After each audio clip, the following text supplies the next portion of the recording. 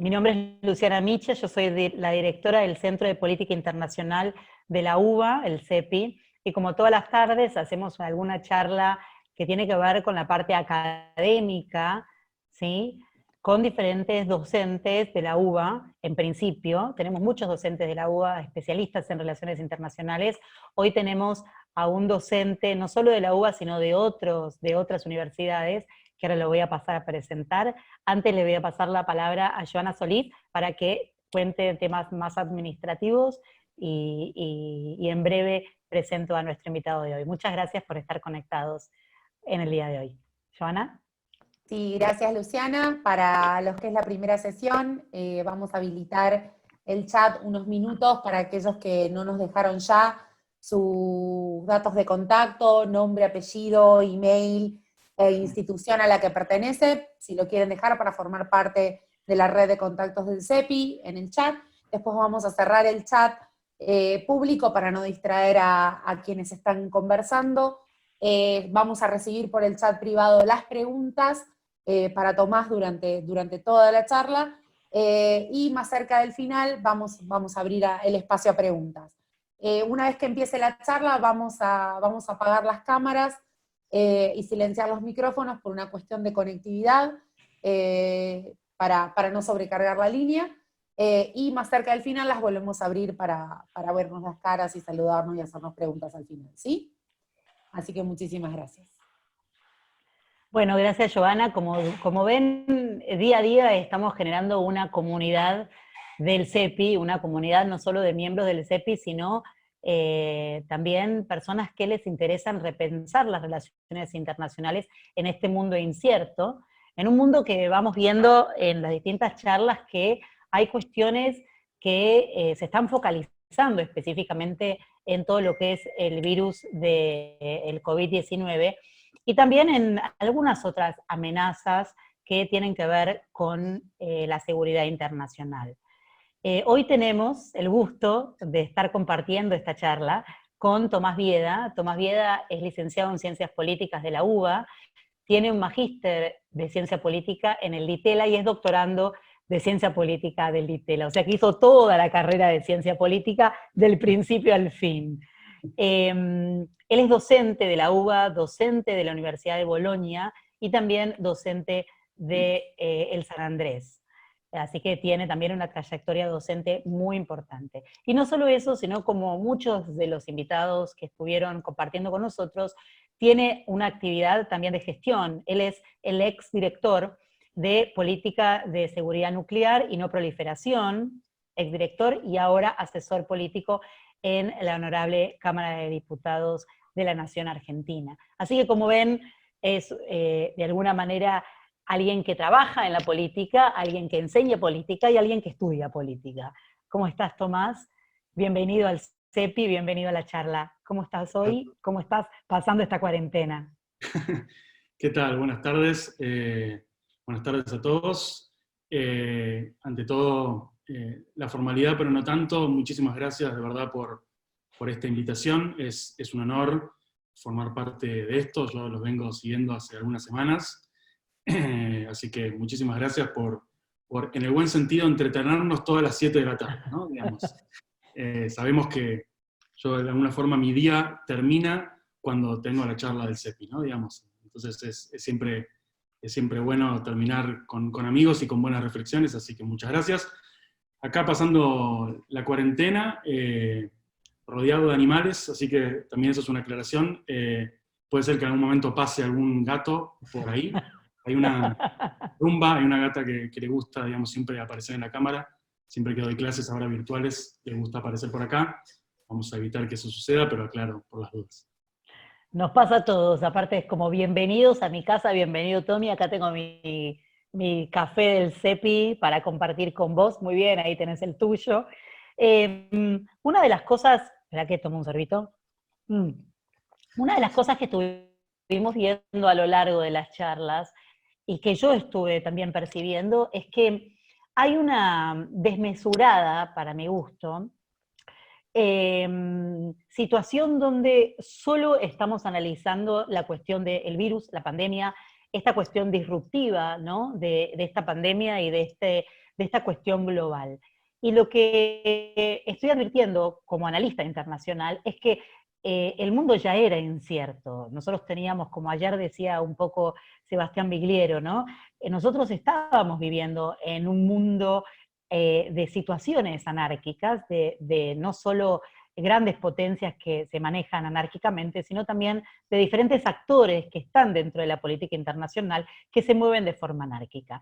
También vimos y seguimos viendo que las amenazas a la seguridad global no son solo la pandemia, que la pandemia hoy es obviamente el foco de la discusión, pero que existen y que siguen existiendo y que lamentablemente van a seguir existiendo otras amenazas como el cambio climático, como la proliferación nuclear, como por ejemplo también la posibilidad de que grupos o actores no estatales obtengan la posibilidad de tener armas que pueden ser bacteriológicas, químicas, nucleares o radiactivas. Entonces nos pareció muy interesante poder tener una charla con vos, que sos especialista en este tema de lo que es la no proliferación y todo lo que es la seguridad nuclear, para que nos cuentes un poco en qué mundo estamos viviendo sin tener tan presente el tema del coronavirus, sino en qué mundo hoy estamos viviendo ante una amenaza o una posible amenaza de seguridad nuclear en este contexto, o si no existiera el virus, en qué contexto sería. Así que lo primero es que me gustaría que nos cuentes un poco lo que es ser un especialista en seguridad nuclear, en primera instancia, y después qué escenarios de conflicto podría llegar a haber en este sentido. Perfecto. Te súper agradezco la pregunta y nuevamente la convocatoria. Sabés que coincido contigo en el sentido de que un poco como que todos los titulares, digamos, simbólicos y reales se los está llevando ahora la situación, en principio contextual que estamos viviendo, pero el mundo era uno antes y muy probablemente sea otro después, ¿no? Digamos, y asumir que, repito, esto es una opinión personal, pero asumir que después de esta crisis todos vamos a ser amigos y todo va a estar bien y todo va a ser genial, me parece que es por lo menos ingenuo. Efectivamente, el mundo era un mundo complejo, y cuando tiene que ver con, digamos, con lo nuclear, y cuando digo nuclear es nuclear y radiológico, radioactivo, también era definitivamente muy complejo. Yo un poco, no es por hablar de mí, a pesar de que me gusta hablar de mí, pero un poco, digamos, mi carrera empezó, más allá de lo académico, digamos, empezó en la Autoridad Regulatoria Nuclear, ahí, digamos, trabajando más en el área de internacionales y también asesorando un poco. Esto también lo digo como docente de la UBA, ¿no? Digamos, cuando aparece esa primera pregunta de qué demonios voy a hacer el día después de que me reciba, ¿no? Como si eso cambiara algo. Bueno, también se puede trabajar en lo nuclear siendo politólogo. Después, digamos, con eso de la Autoridad Regulatoria Nuclear, o sea, del lado del regulador, del lado del que regula y controla una actividad que ahora vamos a ir hablando de a poco, es una actividad que está, de las pocas actividades del mundo que está muy regulada a nivel internacional, y nacional, lógicamente, y regional, también las tres. Y después, digamos, en el 2015, con la gestión de Cambiemos en ese momento, digamos, pasé más del lado de los operadores, si quiere, o sea, del otro lado, digamos, pasaba a ser un poco mi controlado, digamos, del pasado, trabajando ahí sí desde la Subsecretaría de Energía Nuclear, del que en ese momento se llamaba Ministerio de Energía y Minería, ¿no? Y ahí, digamos, también trabajando en estos temas de no proliferación, como bien decías vos, todos temas de terrorismo nuclear, de seguridad física nuclear, y si me permitís, digamos, sabemos todos que la palabra nuclear es una palabra, valga la redundancia, un poco radioactiva, ¿no? Es una palabra como que genera mucho miedo, ¿no? Digamos, yo siempre hago el ejercicio, y acá sería un poco difícil hacerlo, pero si alguno se copa y lo hace, digamos, si ahora ustedes cierran los ojos y yo les digo la palabra nuclear, digamos, generalmente vienen algunas imágenes, ¿no? Digamos, cuando uno piensa en lo nuclear, vienen algunas imágenes. Y repito, si esto fuera presencial, podríamos quizás hacerlo absolutamente interactivo, o sea que les pido disculpas por eso, pero por ser un poco jovesiano, digamos, en lo que voy a hacer ahora. pero generalmente cuando uno piensa en lo nuclear, digamos, piensa en 3 o 4 imágenes. La primera es, digamos, un hongo, ¿no? Gigante, ¿no? Digamos, esa imagen de Fat Man o Little Boy, que son los nombres de las bombas atómicas que se tiraron en la década del 40, allí por Japón, pero digamos, la primera imagen es esa, ¿no? Digamos, la de ese hongo. La segunda imagen inmediata tiene que ver con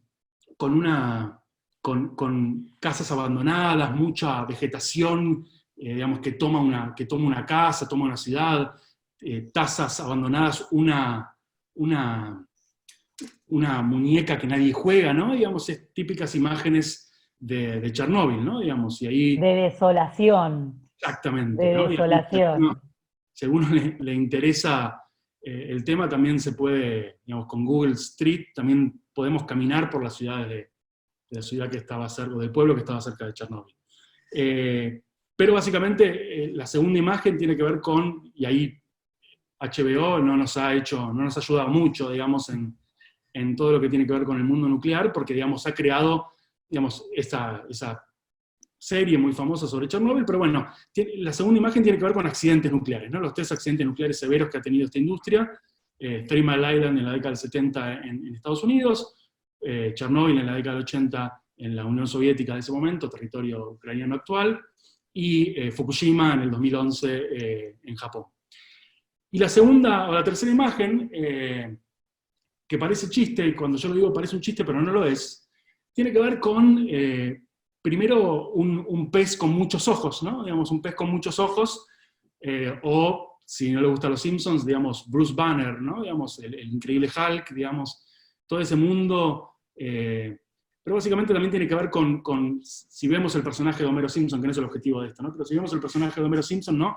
Esta idea de descontrol, ¿no? De una persona que supuestamente es jefe de la sala de control, de radioprotección en esa central nuclear en Springfield, y que cuando tiene que solucionar un problema le tira agua encima, ¿no? Digamos, y esta imagen, digamos, del descontrol. Lo que quiero decir con esto es, lo nuclear tiene mala prensa. Sin embargo, poco se habla por ejemplo, digo, en la opinión pública, ¿no? De lo que tiene que ver con la medicina nuclear, con la utilización de la tecnología nuclear para el diagnóstico y el tratamiento de enfermedades como el cáncer. Una cosa que ahora está muy, entre comillas, de moda, que es la irradiación de comida para evitar que la comida se pudra, el combate del mosquito del dengue, ¿no? Digamos, hay un montón de cosas que lo nuclear, digamos, además de que es una energía limpia, de que es una energía que no contamina, digamos que lo nuclear tiene mala prensa. Sí, igual, Toby, cuando vos preguntabas, bueno, si se hace en alguna imagen, yo también la imagen que me hice instantáneamente, aparte del pececito con 3 ojos, es verdad, me hice también esa imagen.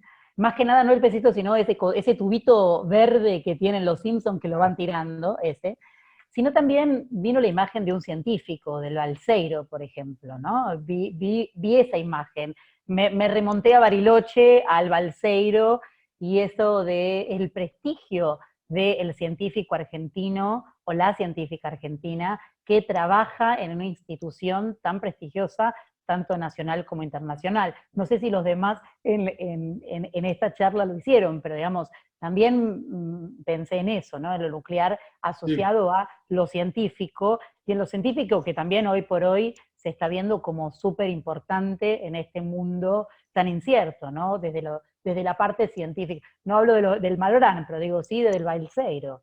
Y eso también es una parte. Totalmente, y es interesante eso que decís. Primero, déjame una cosita con respecto a lo de que no puedo evitarlo, lo hago en cada instancia que puedo.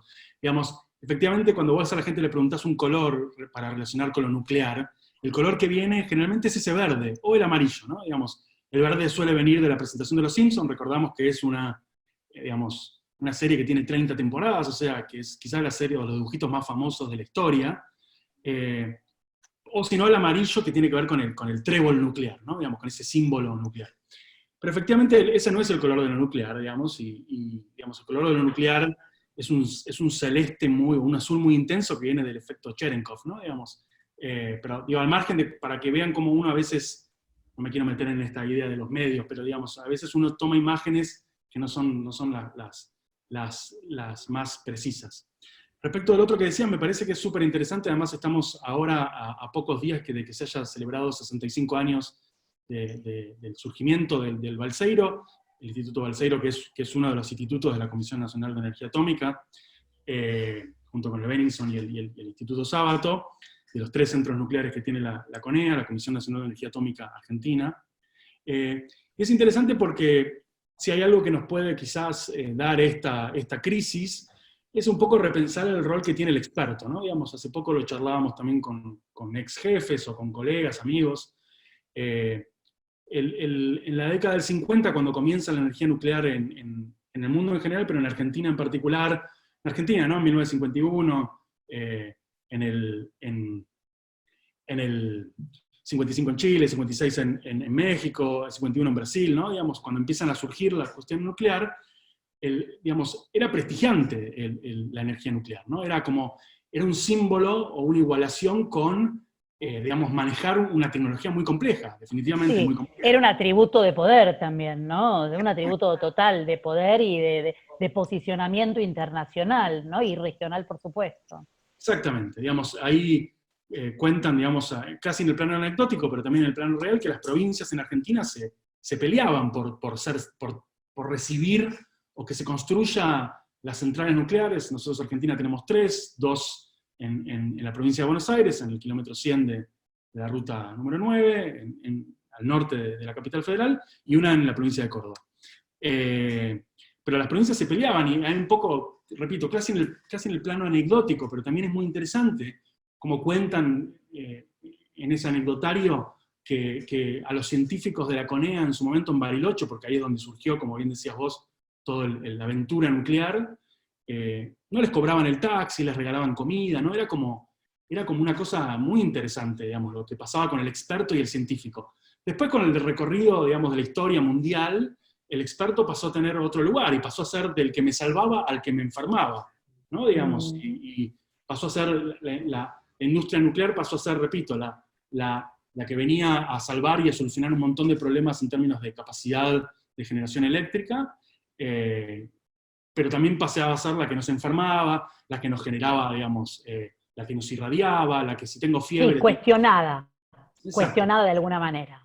Exacto, y lo que estamos viendo hoy en día, casi como reflexión de café, digamos, en el buen sentido, tiene que ver con que parece, digamos, es muy simbólico, ¿no? El aplauso de las 9 de la noche. Va bajando un poco por cuestiones normales, digamos, pero ese aplauso y ese reconocimiento, ¿no? Digamos, me parece que es muy loable, y si hay algo que nos va a dejar esta crisis mundial, creo yo, es por lo menos un reposicionamiento del rol que tiene el experto y la ciencia.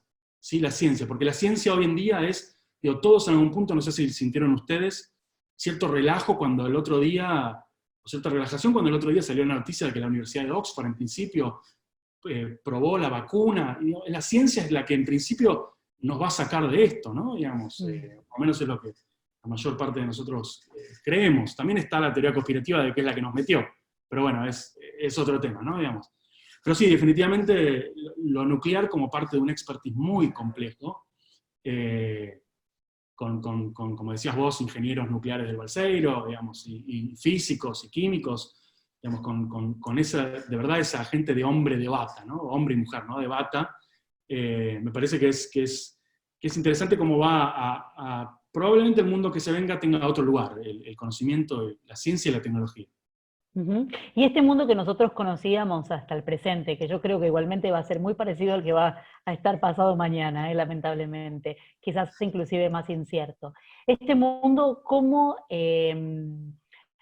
impactaba la tecnología nuclear y el avance tecnológico en la seguridad de los estados? O sea, ¿cuáles eran, para la audiencia también, digamos que hay varios que por ahí no lo saben, cómo eran la negociación en los tratados internacionales? ¿En qué situación estaba el mundo en relación no solo a la tecnología nuclear, que obviamente tiene que ver con los avances científicos, sino también con la amenaza nuclear?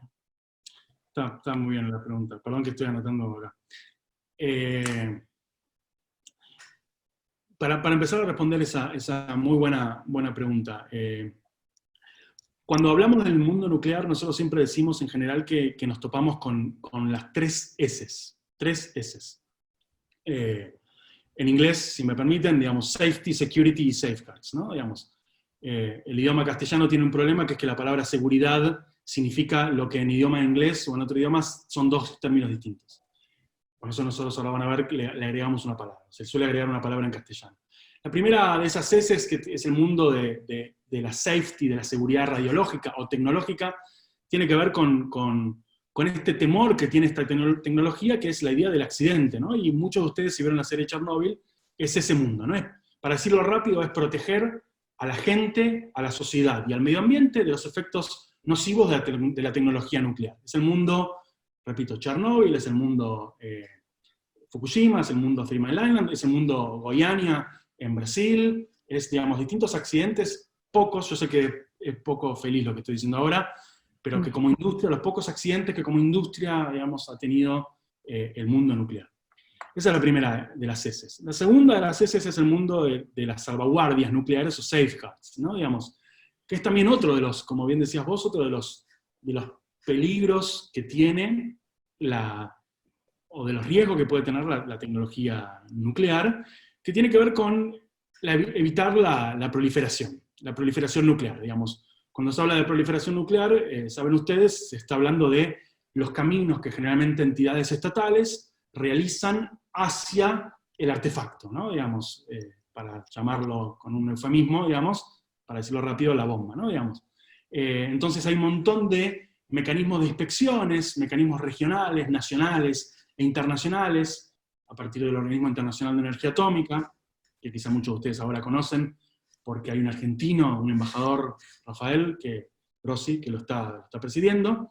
Pero bueno, básicamente tiene que ver con una serie de controles e inspecciones para evitar que vos utilices los usos pacíficos que como Estado tenés derecho a usufructuar de la energía nuclear y los lleves hacia programas, digamos, militares. Bélicos. Exacto, bélicos. Industria bélica. Este es el mundo, para los que ustedes conocen, es el mundo del TNP, del Tratado de No Proliferación. Ayer, 27 de abril, se tendría que haber celebrado la revisión que cada 5 años se hace del TNP. El embajador Slaubinen, también embajador argentino, que preside esa... Gustavo Slaubinen. Exactamente. Gustavo, que preside esa revisión, digamos, hace poco sacó un mensaje diciendo que por razones obvias y lógicas se posterga, pero es el mundo de la no proliferación, es el mundo de las salvaguardas comprensivas, es el mundo del protocolo adicional, básicamente una serie de mecanismos que los estados, digamos, entregan en términos de soberanía, porque eso es lo que negocian los estados en política exterior, entregan para, digamos, mostrarle al mundo que ellos, los estados, no están yendo hacia el artefacto, ¿no? Digamos, ahí el TNP, si quieren, después en la parte de preguntas podemos hablar un poquito de eso, pero bueno, el TNP declara, digamos, en un mundo, yo sé que esto no te va a gustar a vos, pero en un mundo realista, yo sé que la teoría, digamos, bastardeada. No. En un mundo realista, digamos, declara que de tal fecha para adelante, todos los nuevos que tengan, digamos, queda prohibido tener artefactos nucleares, y de los que tenían hasta ese momento podían tenerlos en forma legal. Muy justo sobre todo el mundo, muy justo, sí. Claro, pero bueno. Justamente. Pero bueno, eso es importante, ¿no? Es importante porque hay gente que no lo sabe. Dice, los que ya tenían pueden seguir teniéndolo, los que no entregan las posibilidades de tenerlo y son inspeccionados. Básicamente es eso, ¿no? Exactamente. Los que no, digamos, lo que tenían hasta ese momento eran los 5, digamos, grandes, digamos, ¿no? China, Rusia, Francia, Inglaterra, Estados Unidos y Rusia. Y después de ese momento es ilegal, digamos, la proliferación nuclear.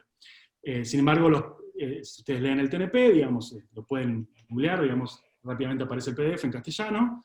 Digamos, sin embargo, digamos, los estados siguen guardando para sí el derecho a los, como decía, los usos pacíficos de la energía nuclear. Después de eso, si me permitís una pequeña desviación, después de eso, en principio, hubo algunos países que proliferaron, y hay mucha literatura muy interesante, ¿no? Digamos, esta idea de la proliferación latente, ¿no? Digamos, de proliferación defensiva, hay un montón de literatura que habla sobre esto. digo literatura académica, lógicamente. Pero bueno, básicamente después los países que llegaron al artefacto, digamos, son 4 en principio, digamos, ese binomio India-Pakistán. Peligroso, por cierto, que los vecinos con cierta rivalidad, digamos, tengan para tirarse con cosas que son muy fuertes, digamos. Y en principio, digamos, casos no confirmados, uno en el Medio Oriente, digamos, de Israel, y el caso que ahora está por otras razones muy en boga de todos, o en boca de todos, que es el caso de Corea del Norte, ¿no? Sí, Corea del Norte, que todavía no sabemos por el tema de que si murió o no murió Kim, ¿no? No sé si vieron circulando en los medios de comunicación algunas cuestiones sobre la salud de Kim, que la verdad que también es una amenaza a la paz y seguridad internacional, no además, solo Norcorea, sino cómo está organizado Norcorea, ¿no? Exacto, y además saben muy bien que Corea del Norte fue el único país que utilizó el artículo en el TNP que permite la renuncia al TNP. O sea, fue el único país que se retiró del TNP, digamos, para poder, digamos, proliferar en principio libremente. Eso, digamos, es el mundo, para terminar lo de las 3 S, ese es el mundo digamos, de la no proliferación o de la proliferación nuclear. Repito, sobre esto hay mucha literatura, porque básicamente la idea es ¿para qué vos querés un arma nuclear que nunca vas a usar, digamos? Pero bueno, básicamente hay, repito, hay muchos autores muy importantes que dicen, bueno, tenerlo es prestigiante, te da la idea de que, bueno, conmigo no te metas, si me permitís, digamos, esta cuestión más barrial. Sí, pero volviendo a la teoría realista, es el tema del dilema de seguridad, ¿no? O sea, y es lo que también pasó, obviamente, con India y con Pakistán. Genera un dilema de seguridad donde, bueno, yo me armo porque creo que el otro se está armando y así simultáneamente y va increyendo. Justamente en Latinoamérica estamos tranquilos de que está el Tratado de Tlatelolco, que básicamente declara una zona de paz, yo para la gente que está viendo, digamos una zona de no proliferación de armas bélicas en cuestiones nucleares, y bueno, obviamente estamos todos bajo el control y la regulación internacional que demuestra que sí se puede cooperar en cuestiones, por lo menos, de seguridad, aunque sea a nivel latinoamericano, ¿no? Exacto. Digamos, el continente americano, me refiero a América Latina, es una zona libre de armas nucleares, es una zona libre también de uranio altamente enriquecido, que es el que se utiliza, o uno de los que se puede utilizar para los artefactos, digamos, ¿no? Y después, para cerrar la idea, digamos, la tercera de esas S es lo que se llama security, digamos, que es a lo que yo me dedicaba, digamos, en mi gestión, en mi cargo, el cargo que tenía, o que tuve hasta el 10 de diciembre, que tiene que ver con lo que se llama seguridad física nuclear, ¿no? Que es básicamente proteger a la tecnología de las personas, ¿no? Y es el uso malevolente, el uso malicioso de la tecnología nuclear. Y acá este es el mundo que por cierto, el mundo de la ficción, digamos, y de las series, ahora pienso en Blacklist, creo que alguna de las Rápido y Furioso también jugó con eso, es el mundo de lo que se conoce como los artefactos de dispersión, ¿no? Digamos, el mundo del terrorismo nuclear, precisamente, es el mundo de básicamente, digamos, tres dispositivos tecnológicos distintos que se podría supuestamente hacer con esto. El primero es lo que se llama la bomba sucia, ¿no? Esta por ahí la conocen más todos, que es básicamente un dispositivo de dispersión radiológica, que es combinar un artefacto de detonación o de explosión convencional con cierta, digamos, fuente radioactiva y que además del PUM, digamos, además de la explosión, pues lo que tengas es una dispersión de radiación.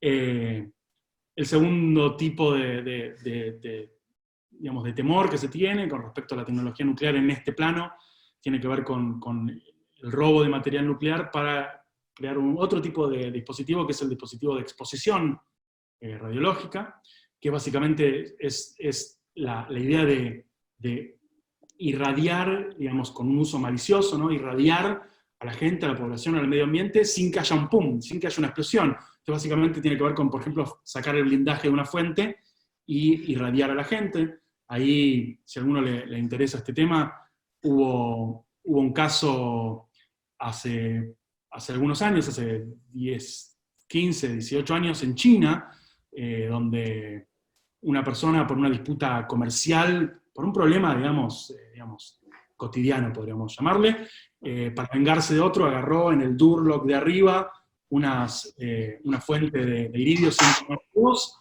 y lo puso, digamos, arriba del Durlock, y la persona a los días empezó a tener síntomas de vómito. Quiero hablar de los síntomas, porque si no empiezan todos a sentirlo, pero empieza, digamos, a tener ciertos síntomas, y después se descubrió que estaba siendo irradiado en un acto que hoy en día le llamaríamos terrorismo.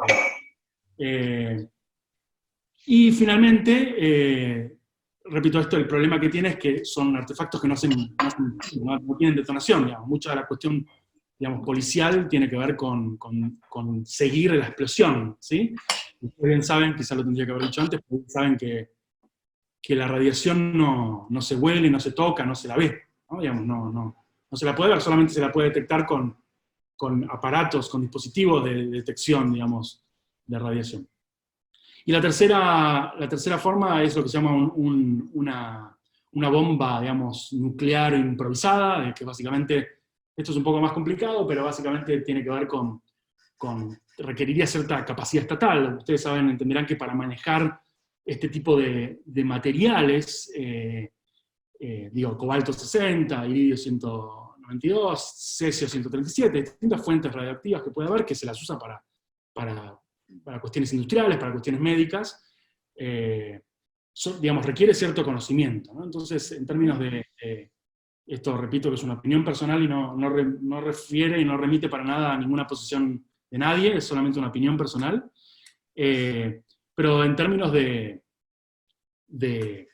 este mundo, digamos, esta posibilidad de dispersión, digamos, radiológica pareciera ser, digamos, una cuestión bastante temida, no solo por la cantidad de gente que puede llegar a matar, porque probablemente, y acá un ingeniero o un químico o un físico se lo pueden explicar mucho mejor que yo, porque yo soy politólogo, pero digamos, la radiación de un artefacto, digamos, de dispersión no mataría tanta gente, o sea, probablemente mataría, perdón que estoy siendo muy crudo, ya matar es una cosa fuerte, ¿no? Pero digo, probablemente no afectaría, sí, no afectaría, está bien. Afectaría más, digamos, la explosión misma que la radiación, pero imagínense el pánico, digamos, que puede llegar a generar. Ya, si con una gripe, que no la vemos, nos ponemos todos con la idea de la tenés, no la tenés, sin síntomas, ¿no? Imagínense, digamos, ¿no? Con algo más en este registro. Lo que estaba diciendo antes es que, bueno, digamos, tiene que ver con el terrorismo nuclear, requiere sin dudas cierto conocimiento sobre cómo manejar estas fuentes, porque muchas de estas fuentes se dice que son, digamos, se autoprotegen, porque vos las sacás de su blindaje, digamos, y te morís por la irradiación misma que genera. Pero, digamos, hay cierta información pública que anda girando, digamos, por ahí, que pareciera que, bueno, que podría haber ciertos grupos terroristas internacionales que pueden demostrar cierto interés en este material.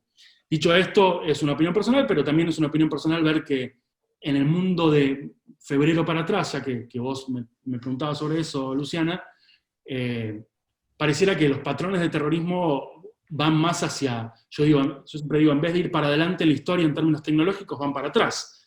Entonces es quizá mucho más fácil agarrar un camión, digamos, y meterlo, digamos, en un lugar superpoblado, y perdón por lo crudo de lo que estoy diciendo, que, bueno, tener el conocimiento tecnológico suficiente para poder manipular este tipo de fuentes. O sea, que pareciera que digamos, el terrorismo parece que está yendo más a tecnologías más básicas.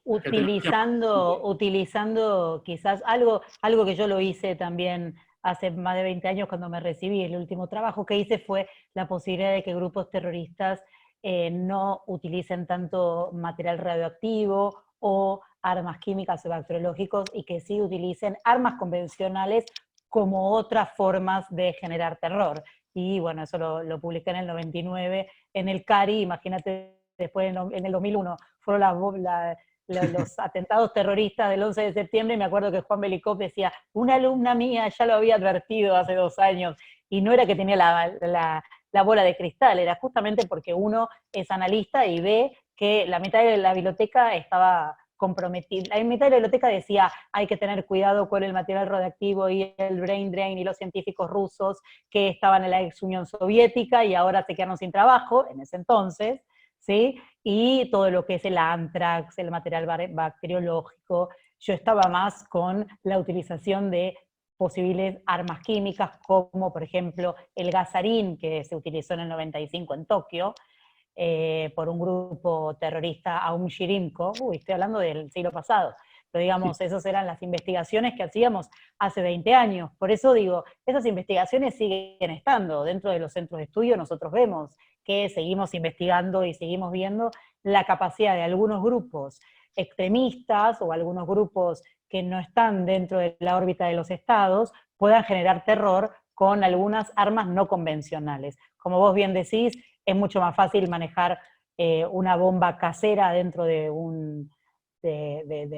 una fuente, digamos, de dispersión, como es, por ejemplo, una van. Lamentablemente en Argentina tuvimos 2 atentados terroristas de esa manera, ¿sí? La AMBIA y la Embajada de Israel, antes que un atentado con alguna bomba nuclear o con algún artefacto químico o bacteriológico. No así en algunos otros lugares como los kurdos, que fueron atacados con armas químicas, o por lo menos es lo que se ve que eso pasó, ¿no? Digamos, lo que sí vemos es que todavía siguen existiendo, como vos bien decís, especialistas que analizan este tipo de escenarios, de la posibilidad de que alguno de estos reactivos o formatos de cuestiones radiológicas puedan llegar a manos, o que algunos grupos terroristas puedan ver con buenos ojos esa situación. No sé en qué situación está eso a nivel mundial y cómo los estados hacen, como el Estado argentino seguramente, y por eso te teníamos a vos, y seguramente hay algún otro ahora que lo está siguiendo, ¿sí? No solo desde Cancillería, sino de todo lo que es la seguridad en términos nucleares, de cómo nosotros nos protegemos para que eso no pase. Exacto. Exactamente, y también gracias por esa reflexión. Digamos, el mundo que tiene que ver con el terrorismo nuclear y con la seguridad física nuclear tiene un principio básico. Si ustedes agarran cualquier, no sé, guía que es pública, digamos, cualquier guía del Organismo Internacional de Energía Atómica, los principios básicos de la seguridad física nuclear, el primer principio que ustedes siempre van a encontrar es que la seguridad física nuclear es responsabilidad del Estado. O sea, es responsabilidad tuya en términos de Estado, en términos de lo que vos querés hacer para proteger, digamos, la tecnología nuclear y protegerte de la tecnología nuclear. Esto, digamos, algún pensamiento así, digamos, inicial podría darte la idea de que entonces los países, bueno, hacen cada uno la suya, ¿no? Digamos, es un poco lo que se está quizá viendo ahora en el mundo respecto al tema del COVID. Sin embargo, hay una cosa muy interesante, que a mí me resulta muy interesante, que es que, a pesar de que es responsabilidad del Estado, y de que no hay, digamos, a diferencia del mundo de la safety, ¿no? El mundo de la seguridad radiológica, no hay requisitos y requerimientos mundiales que te digan vos tenés que tener esto, lo otro, doble cerco perimetral, etcétera, etcétera. Es todo el plano de las recomendaciones y las experiencias, esta idea de las lecciones aprendidas, ¿no? Digamos, y los mejores casos y las mejores prácticas y las peores prácticas, etcétera.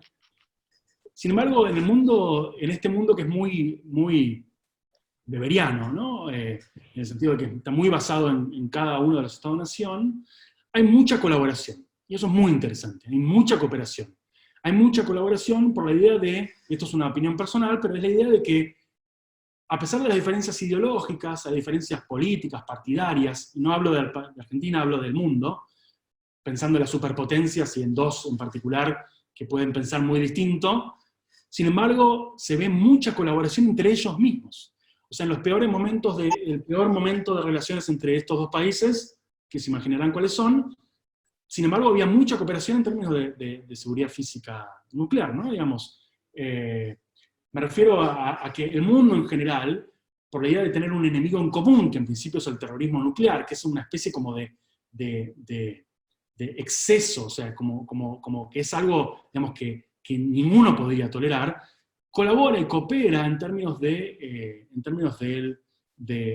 esto, ¿no? Digamos, de compartir prácticas, de compartir acciones, de realizar ejercicios conjuntos, de realizar workshops y talleres y escenarios de discusión, de presentar distintos casos y ver, y ahí, y esto es una cosa muy importante, ahí el Organismo Internacional de Energía Atómica tiene un rol clave, ¿no? O sea, un organismo de la ONU es interesante, incluso desde un aspecto conceptual, ¿no? Digamos, que es que en un mundo que en principio es tan realista, un organismo que es como, digamos, es como la máxima ilustración del liberalismo y digamos, de la colaboración, es el que principalmente coordina o ayuda a que los países puedan coordinar, ¿no? Ahí la ONU nuclear, que tiene sede en Viena, en Austria, que es el Organismo Internacional de Energía Atómica, digamos, tiene un rol de coordinación clave para con los estados, y es el que facilita mucha asistencia cruzada, equipamientos de detección que van y vienen,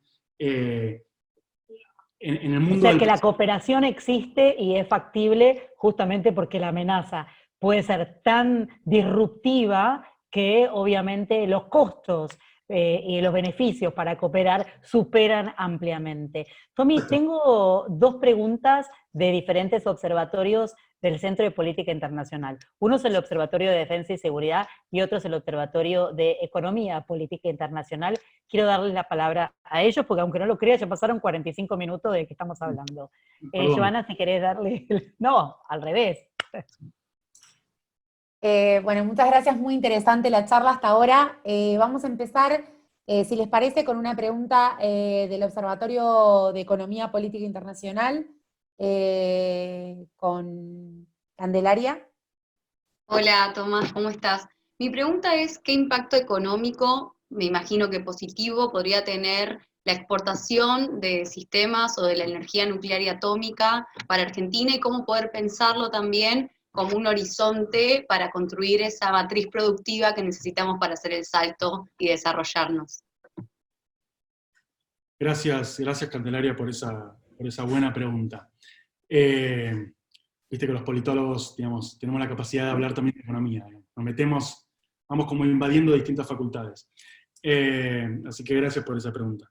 Bien, me parece interesante, digamos.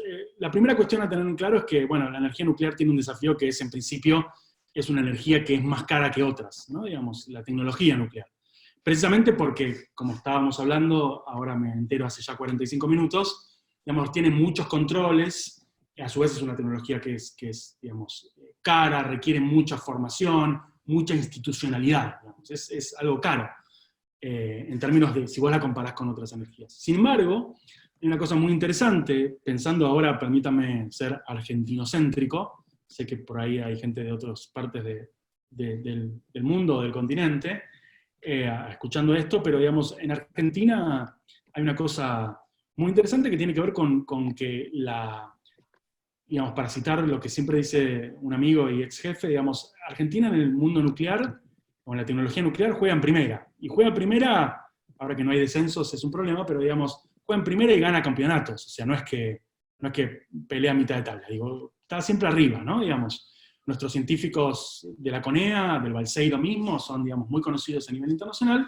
Y esto ha llevado a que, por ejemplo, empresas como INVAP, que es una empresa, digamos, es una empresa que funciona como una empresa privada, pero es una empresa propiedad del Estado de Río Negro, en parte, en un gran porcentaje, haya, digamos, exportado reactores de investigación a todo el mundo, ¿no? Digamos, a Australia, a Egipto, a Perú, a Brasil, ¿no? Digamos, hay digamos, distintos reactores de investigación, y hace muy poco, el año pasado, si no me equivoco, terminó de concretarse la exportación del reactor, digamos, a Holanda o a Países Bajos, que termina constituyendo, digamos, la mayor exportación de tecnología de la historia argentina, ¿no?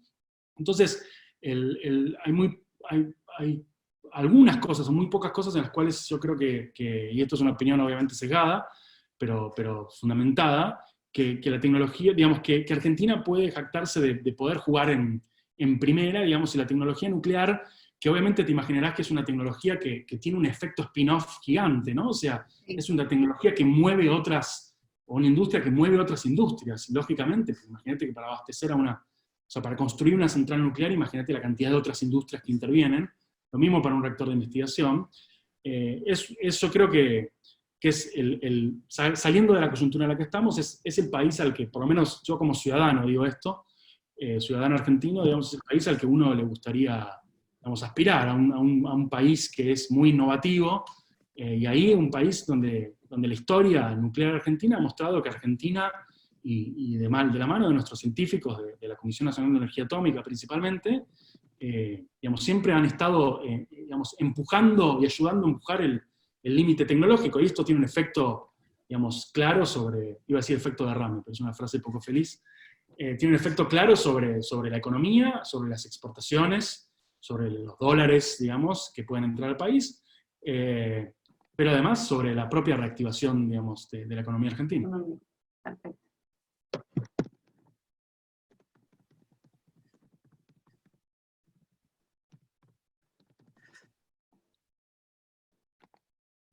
Gracias. Estoy hablando en mute, perdón. Gracias, Cande. Le vamos a dar la palabra ahora a Damián, que es el coordinador del Observatorio de Defensa y Seguridad. Dije cosas muy interesantes en mute. ¿Cómo te va, Tomás? Sí, la pregunta es, la Agencia Brasileña Argentina para el Control de Materiales Nucleares, como único caso existente en el mundo, ¿es un modelo que puede ser adoptado por otros países? Qué buena pregunta, Damián. Para todos, digamos, para los que quizá no conocen esto, digamos, la ABAC, que es lo que bien decía Damián, de esta agencia bilateral de contabilidad y control de materiales nucleares, digamos, en Argentina, y Brasil es un caso que tiene sede en Río de Janeiro, ¿no? Digamos, en la fea ciudad de Río de Janeiro, digamos, que hay playas muy feas, y, bien, es obviamente un chiste esto, digamos, es una ciudad muy linda. Tiene, digamos, ha sido un caso exitoso, porque ha mostrado, y hay muchos estudios que muestran esto. Ahora estoy pensando en la tesis de Rodrigo Mallea, ¿no? La tesis de Rodrigo, pero hay muchos estudios mismos que trabajan esto, cómo Argentina y Brasil han pasado de cierta, en principio, competencia, ¿no? Esta idea de casi el hermano con yo tengo tal cosa, yo tengo la otra, había una competencia de quién tenía la primera central nuclear, si Angra 1, Atucha 1, qué tipo de tecnología utilizaba cada una, digamos, y cierta competencia que a mí no me consta, pero que algunos libros hablan de la posibilidad incluso de cierta escalada militar. A mí no me consta, pero los libros dicen eso. Cómo han de repente pasado a cierta colaboración, y ahora hoy en día, para los que no saben, lo que pasa hoy en día es que la ABAC establece un sistema de inspecciones, de salvaguardias cruzadas, o sea, los científicos y los inspectores de Brasil vienen a las instalaciones argentinas y hacen las inspecciones, y lo mismo nosotros para con ellos. Entonces esta idea, digamos, de cooperación, ¿no? Y esta idea de sentirnos más seguros a partir de que nos imbrincamos más, de que nos pegamos más en el buen sentido, de que nos juntamos más, es un modelo que, como dicen muchos, es un modelo inédito, como bien decías vos, Damián. Yo creo que es posible, es deseable que sea replicable, ¿no? Digamos, creo también que puede ser posible. Antes mencionamos otros dos hermanos o países que están al lado, digamos, que podría, digamos, algunos han pensado, ¿no? La idea de India y Pakistán, pensar la idea de una posible ABAC, ¿no? Esta idea de cuando, en principio, el principio que tiene ahí atrás es, repito, esta idea de cuando nos empezamos a juntar y a controlar cruzadamente, y ya no hay solamente un tercero partido que puede ser el OIEA, que vos tenés que confiar en que el OIEA inspecciona tal, sino que soy yo el que voy a inspeccionar, y ahí está, digamos, la declaración de Foz de Iguazú, digamos, y la visita de Sarney y Alfonsín, ¿no? Digamos, todos símbolos muy bellos y muy interesantes. Yo creo que es replicable, creo que sí, que la respuesta es replicable.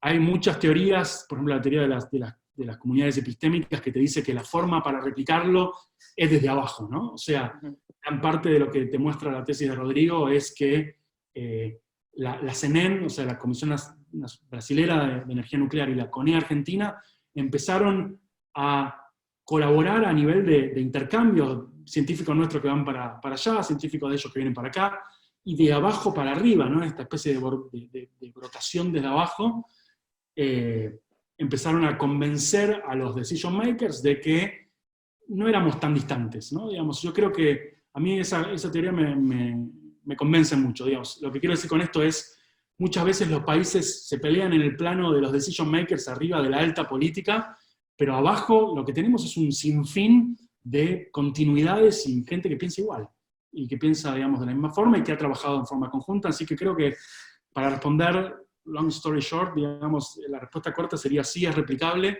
y creo que si es replicable tiene que verse en un plano muy capilar, y tiene que empezar en un plano muy, muy capilar, por ejemplo, en términos de estos intercambios, digamos, científicos. En la baja política. Bueno, gracias, Tomás. No, gracias a vos, creo.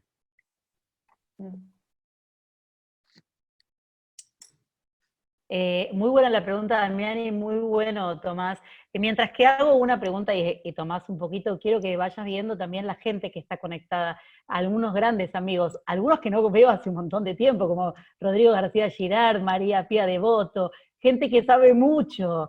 Hay gente también de Colombia, que no solo es Gloria Silva, sino también Marcos Castillo, que ahí lo veo, coronel de Colombia, amigo. Quería preguntarte justamente, y antes de pasar a otra pregunta del público, que veo que hay un montón de gente que también es experto en estos temas, quería preguntarte, hace 2 años la Argentina, como política exterior, no firmó un tratado y una convención que se hizo desde las Naciones Unidas por el tema de la proliferación nuclear. No sé si querés ampliar y explicar quizás el por qué la Argentina, digamos, cuestionó eso y todavía no ha firmado. Creo que al presente, y acá la tenemos a Pía Devoto, que debe ser experta en esto, al presente tienen por lo menos 122 países que sí firmaron, la Argentina no está. Argentina en general firma todo lo que tiene que ver con la no proliferación de armas químicas, bacteriológicas, pero justamente esto de la proliferación de armas nucleares no lo firmó. Quiero saber, desde tu visión y desde tu experiencia, el por qué no lo firmó, si la política exterior va a seguir en ese camino, y también abrirlo un poco al público, ¿no? A ver si alguien quiere preguntar alguna otra cosa más. Bien, te agradezco la pregunta. A ver, en términos de tratados internacionales, Argentina, y repito que lo que digo a continuación es una opinión personal y no refleja la posición del Estado argentino, Argentina siempre ha sido como, repito, opinión personal, siempre ha sido, en términos nucleares, siempre ha como llegado, en términos de no proliferación, siempre ha llegado tarde a firmar, ¿no? Digamos, mismo se ha adherido al TNP, digamos, ha firmado tarde, junto con Brasil, digamos, los dos entraron, digamos, a mediados de la década del 90, cuando, digamos, el TNP data de la década del 60, ¿no? Digamos, y Argentina era uno de los pocos países que no firmaba. Yo personalmente creo que en términos de no proliferación, Argentina, y esto es una opinión netamente personal, Argentina debería, digamos, estar realmente abierto a poder firmar cualquiera de estos compromisos internacionales, porque básicamente no tenemos nada que ocultar, ¿no? Digamos, o sea, Argentina no tiene un programa militar, no tuvo un programa militar, o por lo menos a mí no me consta que lo haya tenido, no tuvo un programa militar, por lo tanto no tiene ninguna razón por la cual no firmar ningún compromiso y abrir, digamos, las puertas, digamos, de sus industrias, porque además, como antes preguntaba Candelaria, quizás me olvidé de quizás ser más enfático en esto, Argentina tiene un perfil exportador en términos nucleares, y hay veces que cuando vos vas a exportar te piden credenciales, ¿no? Te piden, digamos, como cuando vas con el auto con la BTV, te van pidiendo, digamos, las etiquetas que tenés en el parabrisas, ¿no? Digamos, esto lo digo metafóricamente, pero hay, digamos, Argentina tiene un perfil netamente exportador, o gran parte de su perfil exportador, podría firmar, digamos, hablando del protocolo adicional, digamos, temas sensibles, ¿no? Pero podría firmar, digamos, cualquier tipo de tratado en este sentido, básicamente porque me parece que, repito, no tiene ningún tipo digamos, de plan subterráneo que ocultar, y digamos, firmarlo, digamos, puede abrir mercados que quizás están tan cerrados, ¿no? Digamos. Genial. Tenemos algunas preguntas, Lucy, ¿te parece, del público? Le quería dar primero la palabra a María Pía Devoto, que tenía una pregunta. Sí, en realidad está un poco relacionado con lo que decía Luciana antes. Aparentemente la no firma del Tratado de Prohibición de Armas Nucleares del 2017 de la Argentina se debe a que la firma de esto podría debilitar, o lo ven como una debilidad para el TNP, y la Argentina tiene la presidencia del TNP, entonces por ahí se da como, y tiene la presidencia por el apoyo de Estados Unidos, entonces por ahí en la comunidad internacional esto se vería como que podría suceder después de la REPCOM. Pero mi pregunta iba a si a vos te parece que la no firma, no solamente del protocolo adicional, sino también la del Tratado de Prohibición de Armas Nucleares, al contrario, puede estar relacionado con eso de pertenecer al club nuclear. Y si yo firmo, Holanda no me compra. Y si yo firmo, Australia no me compra. O sea, lo mismo, pero con el argumento al contrario. Si vos ves que podría ser esto, que incluso ni siquiera esta oposición a firmar un tratado de prohibición sea una credencial por quiénes son mis futuros compradores. Y esto me perjudique, ¿no?, a mi industria. Entiendo, y te agradezco el comentario y la pregunta, María Pía. Me parece interesante, digamos, lo que planteás. Sinceramente nunca lo había enganchado desde ese lado. Me parece que es interesante y es una forma también de pensarlo. Tendría que elaborarlo más, digamos, en mi cabeza. Me parece que puede ser una idea. Efectivamente, hay algunas, digamos, lo que tiene que... A ver, esto no te lo estoy diciendo a vos, digamos, que lógicamente lo conoces. Muchas veces cuando estamos frente a firmas de tratados de esta magnitud, digamos, hay ciertas resistencias, digamos, en términos de que en principio uno estaría entregando cierta soberanía a poder utilizar ciertas tecnologías.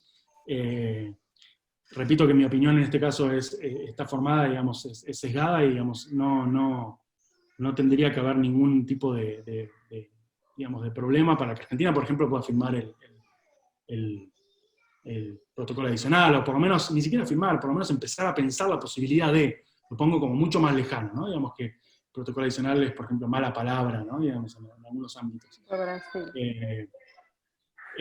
Pero bueno, es un punto interesante el que haces de esa vuelta con respecto a la comercialización, digamos, y algunos potenciales compradores que, digamos, que a partir de haber firmado, digamos, pueden tirarse para atrás.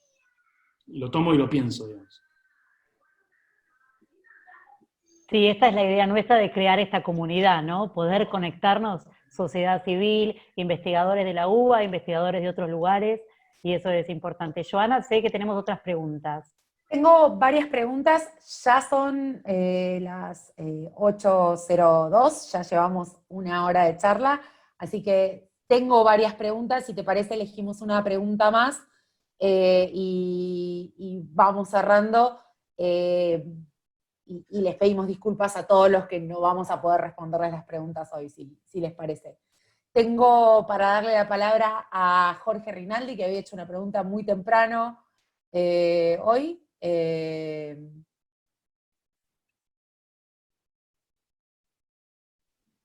Jorge, ¿estás por ahí? No lo veo. Sí, pero no ¿te estamos escuchando, Jorge?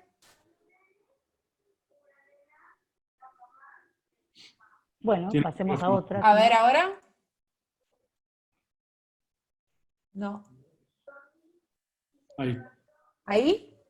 No, pero está desmuteado e igual no lo estamos pudiendo escuchar. Yo la puedo... No te la hizo eso, si te la hizo... Tengo la pregunta, la puedo hacer yo. Si te la hizo, hazte la voz. Un segundo que lo tengo por acá entre muchas preguntas que tengo. Sí. Acá está Jorge Rinaldi. Qué raro que no se te escucha, Jorge. ¿Ahí? No, sí está, pero ahí. Ahora sí, perdón, fue un problema de mi computadora. Tomás, un placer conocerte, muy bueno tu disertación, y mi pregunta es sencilla, quizás a lo mejor lo dijiste al principio y yo me conecté un poco más tarde, es si estás de acuerdo con el uso de energía nuclear para la producción, bien digo, de energía eléctrica, como es el caso de la Satucha en Argentina. Te súper agradezco la pregunta, Jorge. Repito, mi respuesta va a estar sesgada, ¿no? Digamos, la respuesta es sí. Argentina tiene una matriz eléctrica, digamos, no muy diversificada. Yo creo que la energía nuclear es una energía que es limpia, es una energía que no genera gases de efecto invernadero, no contamina, es una energía de base, ¿no? Es una energía que está siempre, digamos, al principio Luciana cuando daba su introducción, yo pensaba, ¿no?, en cómo el mundo fue cambiando, pero claro, lo nuclear, o sea, las centrales nucleares no las podés parar, digamos, por cuestiones de, no solo el costo que implica, sino digamos, ciertas cuestiones de seguridad, y me refiero a seguridad en un sentido más amplio, más de seguridad, lo que se llama safety, ¿no?, seguridad radiológica. No pueden ir a parada, digamos. Así que son energías que están siempre funcionando, no es como, por ejemplo, digamos, que cuando hay viento, cuando hay sol, etcétera, cuando hay una corriente en un río. Yo creo que son la solución, digamos, no hay que llegar quizás digo, Francia es el país que tiene más energía nuclear, cercano al 60% de la electricidad que llega a las casas, digamos, es nuclear, eso es mucho, digamos. Pero creo que una matriz, repito, opinión personal, pero creo que una matriz diversificada donde lo nuclear tenga un rol mucho más importante en términos de porcentaje. Hoy está, quizás no tengo el número exacto y lo tengo más desactualizado, pero está cercano al 7%, o como mucho al 10% de la matriz eléctrica nacional. Puede ser bueno, porque lógicamente, como bien sabés vos, Jorge, digamos, cuanto más tenés de ese porcentaje nuclear, menos, por ejemplo, tenés de fósil. Digamos, de energías que contaminan. Así que efectivamente la energía nuclear, y cuando digo nuclear no solamente me refiero a nuclear, sino también las renovables, la energía eólica, la energía solar, o sea, creo que tener una matriz diversificada es bueno. La energía nuclear tiene, como toda energía, como fuente de energía, sus desafíos, algunos de ellos los hablamos aquí. Es en principio también, como decimos, una energía que es cara, ¿no? Digamos, tiene un costo de entrada alto, pero a su vez su costo de combustible es relativamente barato, digamos, ¿no? El combustible nuclear. Argentina domina todo el ciclo, digamos, del combustible nuclear, por lo tanto podría tranquilamente, digamos, explorar esto. Son cosas que, como habrás leído en los diarios, se fue explorando. No digo el gobierno anterior, y no quiero hablar de política, pero no digo el gobierno anterior, sino que digo desde varios gobiernos antes, las posibilidades de la expansión de la capacidad, digamos, eléctrica nuclear. Creo que, perdón, yo doy respuestas muy largas. La respuesta corta, digamos, a tu pregunta muy buena sería, sí, creo que efectivamente sería muy interesante que el mundo en general pueda seguir explorando esto. Cuando había cierto revival de la energía nuclear, y ya con esto paro, Giovanna, discúlpame si no, esto se va a transformar en, no un café, sino una cena con el CEPI. Pero cuando había cierto revival de la energía nuclear, pasó Fukushima, ¿no? Pasó en 2011. Pero había, digamos, mucha energía, digamos, muchas centrales nucleares construyéndose. Esperemos que la energía, digamos, bien construida, digamos, pueda crecer, digamos, en el futuro, porque precisamente implica menos cambio climático, digamos, un montón de cuestiones que la energía nuclear podría ayudar. No es la única, no es la solución, no quiero decir eso, pero podría ayudar a combatir. Y lógicamente con esto termino, lógicamente para newcomers, para países que están explorando esto, tiene, que relacionado con la pregunta de Candelaria, digamos, tiene también un efecto, digamos, distributivo y de crecimiento muy grande, ¿no? Una sola central nuclear. Perdón. Gracias. No, no hay problema. Queríamos verte, porque mi error, tengo una persona que tenía varias preguntas desde el principio, entonces le quiero dar la palabra antes de que cerremos, si tenés vos un minuto más que te robemos. Jorge Moreno me había hecho varias preguntas al principio, y le quiero dar la palabra, así antes de cerrar hacemos una de todas las que tenías, que elijas, Jorge. Sí, ¿cómo están? Buenas noches. Muchas gracias, Luciana. Excelente disertación, Tomás. Un fuerte abrazo desde Lima, Perú. Tomás, una de las preguntas que tengo es, visto lo sucedido en el desastre de Fukushima, ¿cuán seguros podemos estar de la seguridad de las centrales nucleares frente a accidentes, ya sea por la mano del hombre o por efectos de la naturaleza? Gracias, muy amable. Muchas gracias, Jorge, y un abrazo ahí a a todos los hermanos peruanos. Se extraña Bembos, ¿no? Las hamburgueserías de Bembos. Qué ricas hamburguesas. Y un abrazo a todos los colegas del IPEN, allí en Perú. Es una excelente pregunta. Justo está bueno porque engancha con lo último que le decía a Jorge. Efectivamente, había un revival de la energía nuclear y sucedió Fukushima. Y Fukushima fue como un cimbronazo, ¿no? Allí en marzo de 2011, si no me equivoco, fue un cimbronazo para todo el mundo y generó o reactivó un montón de dudas y de cuestionamientos como los que están muy bien preguntando vos. Después de Fukushima cambiaron muchísimos los requerimientos y requisitos que el Organismo Internacional de Energía Atómica distribuye en el mundo. Los reguladores en el mundo han cambiado, ha cambiado muchísimo los distintos requisitos que se tenían. Sabes muy bien que las centrales nucleares tienen, y la energía nuclear en general, los reactores de investigación, la energía nuclear, las centrales nucleares tienen mecanismos redundantes de seguridad. Siempre, piensan el peor escenario y le agregan un 20%, ¿no? de riesgo. Y a su vez se han, multiplicado todos los mecanismos de seguridad redundantes. Cuando digo seguridad me refiero a seguridad radiológica, seguridad tecnológica, redundantes que tienen, que incluso trascienden la propia voluntad del hombre de activarlos, ¿no? O sea, que se activan solos, independientemente de si uno lo activa o no, en función de un montón de lecciones que se aprendieron a partir de Fukushima. ¿Con esto qué quiero decir? Yo sé que esto que estoy diciendo puede ser poco gentil para el oído, a veces, pero la energía nuclear, como decía antes, como industria, ha tenido muy pocos accidentes. Los que sucedieron fueron, severos, y los más conocidos, repito, son 3 Mile Island en Estados Unidos, Chernóbil y Fukushima. Después de cada uno de estos accidentes, el mundo nuclear y la comunidad nuclear ha cambiado todos sus requisitos. Y podés verlo porque es información pública en el Organismo Internacional de Energía Atómica, los requisitos de seguridad tecnológica o de safety, y se han incrementado, y incluso ahí es interesante cómo Argentina también ha tenido un rol, importante en ese repensar el mundo después de Fukushima, a partir de nuestros expertos de la Autoridad Regulatoria Nuclear en términos de materia regulatoria. Yo creo que es muy, es una industria muy segura, te diría de las más seguras del mundo, que han incluso pensado, y esto va a tu última parte de la pregunta, han incluso pensado escenarios en los cuales puede suceder, en una catástrofe, ¿no? Entonces, reactores de investigación que soportan los temblores que puede tener frente a un terremoto, soportan inundaciones, con distintos sistemas redundantes de motores, que ponen en funcionamiento, mecanismos, secundarios de seguridad.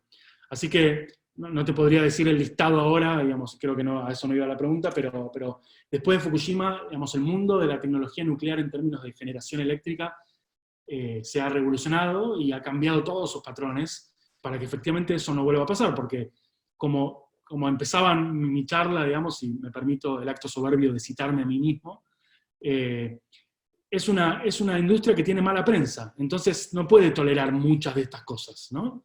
O sea, ¿cuántos de nosotros cada vez que hay un accidente de aviones, ¿se acuerdan cuando tomábamos aviones y eso? Después nos costaba, no sé si les pasaba, nos costaba subirnos a un avión. Imagínate, después de un accidente nuclear. Así que... Sí, Tommy, si querés te aporto algo desde el derecho internacional humanitario. Existe en el protocolo A1, artículo 56, dentro del protocolo de Ginebra, un mecanismo, una señalización, una identificación de aquellos instalaciones críticas que al ser bombardeadas durante algún conflicto armado o durante alguna situación de emergencia, signifique, que esos lugares críticos signifique pérdida de vida humana. Y esto se señaliza con un escudo, que ahí lo veo a Raúl, que trabajó conmigo en el Ministerio de Defensa, que él lo sabe bien, que no solo son escudos azules para bienes culturales, sino escudos naranjas, que están identificados con 3 círculos, escudos naranjas, se llama específicamente, y se ponen en instalaciones como centrales nucleares, fábricas químicas y represas. En Argentina identificamos algunas represas, las más importantes, como el Chocón, como algunas represas en el norte, en Salta, que al destruirse, al quebrarse por el efecto de un ataque, por ejemplo, puede generar muchas pérdidas humanas. Tanto las represas como las centrales atómicas. Lamentablemente lo íbamos a hacer con Tomás el año pasado, de señalizar las 4 específicamente lugares de energía atómica pacífica que tiene la Argentina, con estos escudos naranjas, que es no solo una recomendación, sino es la aplicación del derecho internacional humanitario a lo que es la Argentina. Así que justamente es una forma de identificar aquellos lugares que no deben ser no solo bombardeados, sino que tienen que tener una seguridad estratégica, no solo desde el Estado argentino, sino con continuidad. Así que bueno, con esto yo sé que hay un montón más de preguntas, Tomás, nos encantó salir un poco del coronavirus y entrar en otro mundo que es la energía nuclear, los problemas nucleares, el terrorismo nuclear. Me parece que esto daría también para 1 hora más que nada considerando todos los buenos, tanto docentes como investigadores que están acá presentes, como Jero Morales, Rodrigo, Raúl, Nahuel Zapata, gente de Lima, como Jorge, te agradezco un montón, gente de la sociedad civil, que sabe tanto como María Pía Devoto, y gente de Colombia. Así que podríamos estar hablando hasta mañana. Como saben, hoy fue el día que más nos extendimos, lamento eso, pero lo que sí sabemos es que estábamos en un mundo incierto, seguimos en un mundo incierto, y nos tenemos que acostumbrar a seguir viviendo en un mundo incierto. Un mundo donde va, en principio, a bajar esta hiperglobalización que teníamos, quizás cerrarse un poco las fronteras, pero no dejar de ver que existen organismos internacionales de seguridad internacional que regulan algunas de las cuestiones más inminentes y más importantes, como es la cuestión nuclear. Te agradecemos un montón, no solo cómo lo contaste, tan simple, sino también la profundidad. Agradecemos a todos, agradecemos por estar todos los días conectados a las 19. Mañana vamos a estar con Luciano Angelini hablando sobre las diferentes cuestiones de seguridad y defensa, también a las 19 horas. Tomás, si querés, y si los demás quieren, vamos a tener el contacto de Tomás por si alguien le quiere hacer alguna pregunta en privado, por mail. Tomás es docente de la UBA, entre otras universidades, y el CEPI lo puede contactar también siempre, como él siempre es de súper buena disposición para seguir en todo esto. Así que muchísimas gracias a todos, un beso virtual, cuídense, y Tomás, te dejo la última palabra a vos para despedirte. Bueno, muchísimas gracias nuevamente a todos, gracias por escuchar, por no aburrirse, o si se aburrían, digamos, por no demostrarlo. Gracias por esta invitación, y gracias de verdad por, en el buen sentido, entretener todas nuestras tardes. Cualquier duda a su disposición, cualquier material que me quieran consultar, también lo podemos compartir con Joana o con Luciana, y lo único que tengo para decir es nos vemos mañana, nuevamente como audiencia. Así que muchísimas gracias de verdad por la invitación, y un placer y un honor, y felicitaciones por todo. Gracias, un beso y abrazo a todos. Hasta mañana.